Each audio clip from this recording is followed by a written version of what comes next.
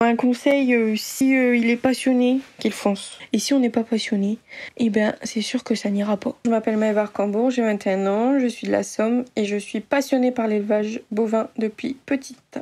Après l'obtention de mon bac pro CGE à la MFR de Villers-Bocage, j'ai décidé de partir en BTS Axe à la MFR de Flix-Secours. Un BTS qui était dans la continuité de mon bac, toujours dans l'optique de pouvoir gérer une exploitation. Ils nous forment sur des cas concrets qui m'ont, pour ma part, aidé à m'affirmer et prendre confiance en moi. Et on est formé sur des cas concrets, mais sur tous les aspects qu'on peut être confronté, on va dire, sur une exploitation, que ce soit l'aspect économique, l'aspect financier, l'aspect technique, que ce soit pour la production animale ou pour la production végétale, mais aussi surtout l'administratif, qui est aussi un gros point dans la vie d'un agriculteur, et pouvoir se former à notre futur. Ayant fait mon parcours de bac en MFR, je me voyais pas quitter ce système et revenir au système classique. Déjà le fait qu'on soit en petit groupe, ça nous aide à avancer plus vite, et surtout les moniteurs qui sont toujours à l'écoute, prêts à passer leur soirée avec nous autour du rapport et à nous conseiller, nous pousser vers le haut, parce que sans eux, on va pas se mentir, tout serait plus compliqué, on aurait tous baissé les bras et tout ça. Donc franchement, ils sont là pour nous épauler, nous pousser vers le haut, etc.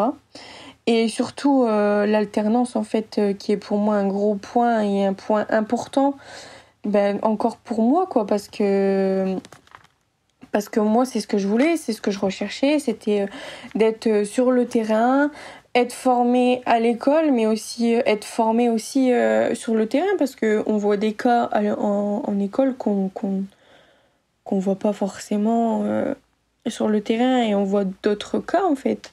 Donc ça franchement, l'alternance, c'est vraiment le top. Pour moi, c'est le top. Pour ma part, mon apprentissage s'est super bien passé. J'ai eu de la chance de tomber sur un patron qui m'a fait évoluer, mais qui m'a aussi laissé évoluer sur sa structure, faire évoluer surtout l'atelier animal, prendre des décisions pour améliorer certaines choses sur son exploitation, et ça, franchement, j'ai apprécié. Quand j'étais petite, je voulais être vétérinaire rural, donc avec quand même le pied, on va pas dans l'agricole. Puis en 3e, j'ai effectué mon stage découvert dans une exploitation agricole de mon village. Et mon envie de m'orienter dans l'agricole s'est confirmée.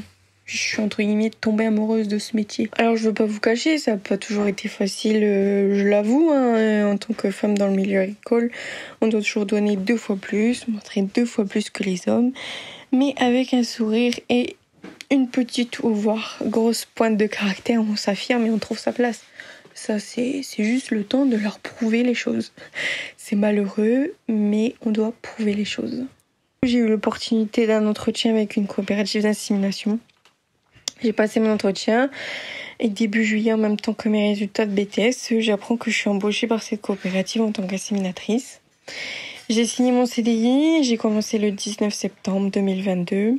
Durant l'été, j'ai quand même continué les remplacements en exploitation en attendant le début de ma formation. Je voulais un métier au contact quotidien avec les vaches, mais surtout apporter cette notion de conseil à l'éleveur, l'aider à évoluer, et avant tout par passion de l'élevage, quoi. Alors déjà, le premier ingrédient, je dirais que c'est le geste à l'IA, donc à l'insémination, ce qui reste l'élément principal de notre métier. Ensuite, beaucoup d'écoute, savoir écouter l'éleveur sur ses attentes, ses objectifs, pouvoir le conseiller, avoir des connaissances techniques en termes de reproduction, mais pas que ce soit sur l'alimentation, etc.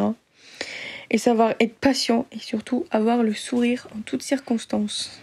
Pour moi, c'est toujours une satisfaction de produire de la nourriture pour les autres.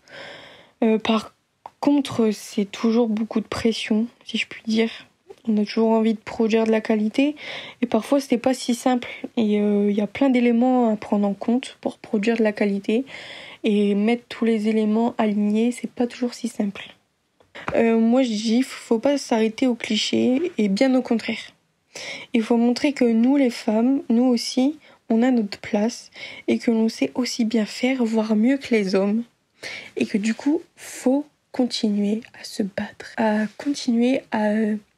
Moi, je veux voir plein de femmes en exploitation, que ce soit des inséminatrices, des agricultrices, et des pareuses, enfin des contrôleuses laitières, et j'en passe. Toutes les professions en agricole correspondent correspondent aussi aux femmes. Et il n'y a pas de préjugés à avoir ou de clichés, bien au contraire.